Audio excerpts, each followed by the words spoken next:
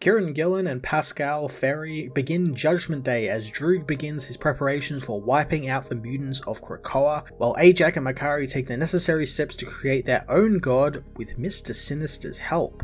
Kieran Gillen finally gets going in the huge Judgement Day event that Marvel is putting on with an issue that is basically just a continuation of his Eternals run that ended recently with issue 12. Thanks to that, it's probably not the easiest event to jump onto, being as that you need to kind of know what is happening with these characters, but this is sort of like the alpha issue to the series, with the first actual issue of Judgement Day maybe doing a lot of catching people up on what's been going on. Kieran continues to build a lot of the awesome concepts he did through his Eternals run, like exploring Icarus's crisis of faith after learning the truth of the Celestials and the Eternals, and how he's now trying to adapt the Eternals' core principles to aid the people of Earth rather than having them killed off to bring back an Eternal. Ajax's story is definitely heading in a very interesting way, and probably one that's going to affect the story greatly, being as that they're trying to build their own god, since she hates being without a god and being without a god that she can worship. So I like that her and Makkari are trying so desperately to create their own in kind of their own image in a way, and they've captured Mr. Sinister to do that, which was really surprising, and it's even more surprising given Sinister's role in the other X books, as he's someone who now has foresight thanks to cloning Moira McTaggart and taking her powers, and he's also got one of his clones running around as Dr. Stasis, giving trouble to Scott Summers and his X-Men team with Orchis and all of those people. So him being a big part of this and being part of what I assume is going to be an inciting incident in this event is really big, and I'm very much looking forward to seeing his role in it.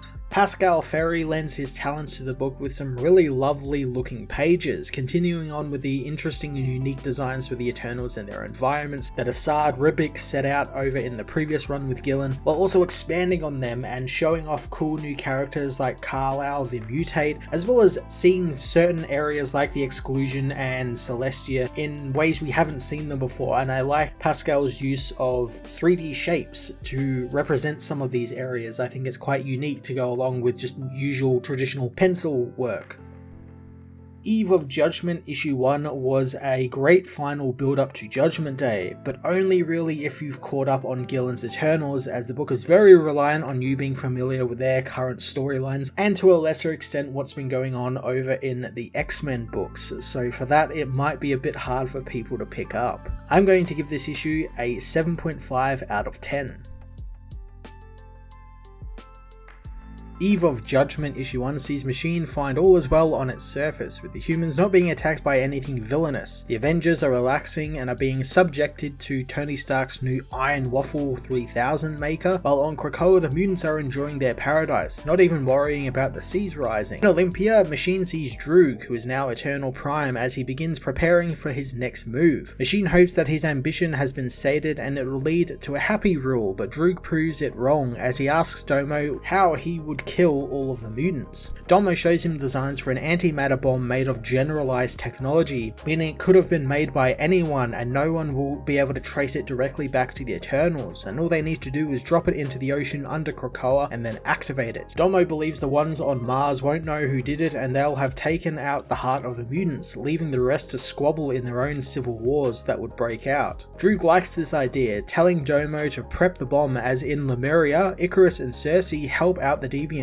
and Machine cites while Eternals have 3 core principles, there is room for interpretation. Like Icarus knowing to protect the Machine, they need to protect the humans, realizing their existence is in danger. Suddenly, Icarus is attacked by a deviant called Crimson Carlisle, who is undergoing excess deviation, proclaiming Eternals did this to them and Crow is wrong letting them stay. The two beings battle one another as Machine knows that Carlisle is a mutate, an enhanced deviant, and mutates have been fighting Eternals for millions of years. Utilizing his newfound defensive skills, Icarus gets Circe to subdue Carlisle, who knows that this doesn't prove the Eternals have changed, since it just shows they could have done this at any time, but instead they chose to kill them. Icarus knows the mutate is right, telling them that they'll do better, and he rejects everything his people are, wanting to make amends to the mortals of Earth. Circe, however, knows that the Eternals will be hated if their secret was known, knowing all too well what it did to Phastos and where he ended up. In the Exclusion, Soon, Druig comes to see Phastos, who Machine knows isn't alone there, citing excluded E, the architect of the Omni-genocide, and he is being kept there not for what he has done, but for what he can do. Machine also notes the Delphin brothers are there, and wonders if the Celestials created 100 Eternals a million years ago, why does his list read now 101? Druig gloats over Phastos, wondering if he should delete the Eternals' memory regarding his purpose. Phastos knows that he's right in thinking every time they are reborn a human dies, asking how they can bear that thought, but Druig knows that Phastos can't, and it's why he should be mind-wiped. But Ajax and Makari have a request. Makari asks Phastos to join them in their work, and Phastos warns them not to make deals with Druig, but Druig knows this isn't a deal, it's more like benevolent leadership. Ajax knows that the man has no faith in his heart,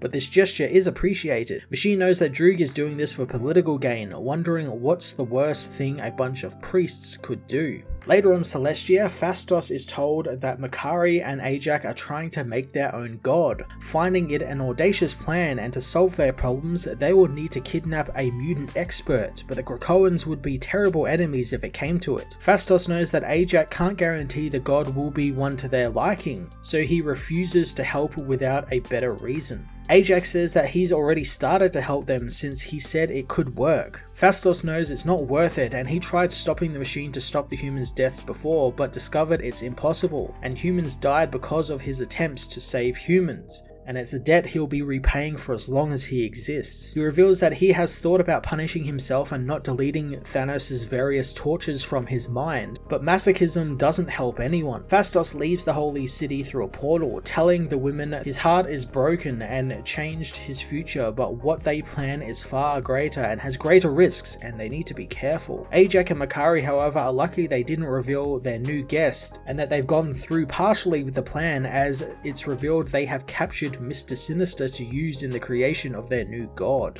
In Lemuria, Crow thinks Phastos blames himself for Thanos coming to the city since the Eternal is working too hard in the restoration process. Athena knows he's always been like that, and working hard is Phastos' power, and he knows the price the Eternals all paid to show them friendship. Crow understands that, but knows that there are still Eternals and Deviants, and while Tau is gone, his work remains thanks to the statue of his that they are erecting in his honor. Athena knows that Thanos was wrong in viewing destruction as a critique, and he only underlined Tolau's work, so people will look at the statue and know Eternals aren't just pretty faces, and there is a monster that lies within them. Crow thinks that Athena has reminded him of why it's so easy to fall in love with her, but Athena thinks he is just looking for a distraction to the mourning of the dead. She asks Crow if he's still going after Cersei, but he knows that she would eat him alive as Cersei appears, prompting Crow to say that he wouldn't mind that at all. Cersei and Athena ask Crow about the cure for the Deviants and how he plans on telling his people, but Crow is unsure, knowing that his people could demand war thanks to the extremists amongst them. He thinks that they need to learn to love themselves as they are, and he thinks about how Athena calls the Deviants the midwives of Earth, sarcastically thinking how they are so blessed to have that role. Cersei doesn't like that he's mocking himself, but Crow knows that it's less than she thinks since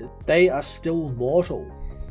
And he is actually sorry for the Eternals since he can't imagine a world where they are free. Cersei thinks that they can learn from the mortals, but Crow warns them since if they do that, they may end up mortal themselves, wondering if Cersei wants to die. Cersei says she doesn't, but thinks that it would be a delightful way to find a new way to live. Druig meanwhile watches the mutants, upset at all of them being happy and healthy and full of vigor. Domo tells him that the final touches on the bomb are being put in place, wondering why they are annihilating a subspecies like the mutants. Druig reveals that the Deviants have acted as a genetic carrier for more strange things on Earth than anything else, but they have particularly been focused in the mutants, and they are just deviants by another name, and they must correct deviation as per their core principles. Domo finishes the bomb, sending it on its way under the island as Druig hopes that Domo will join him for breakfast in Vancouver to celebrate the destruction of the mutants. Suddenly they begin to bleed out of all orifices on their body, as the machine tells them it is in trouble. Druig tells Domo to recover the bomb and deactivate it, and after doing so, Druig wonders how it triggered the principles, so Domo thinks that since the island of Krakoa itself is sentient and an island, it must be a fundamental part of the machine, meaning they simply cannot annihilate it or the mutants. Druig guesses that they'll have to skip the celebratory breakfast, knowing that if he was looking to commit genocide, he should have sought an expert. Druig heads to the exclusion to see Uranos, who finds it funny that Druig's rule isn't even 1,000 years old yet, and he's already so desperate for his help.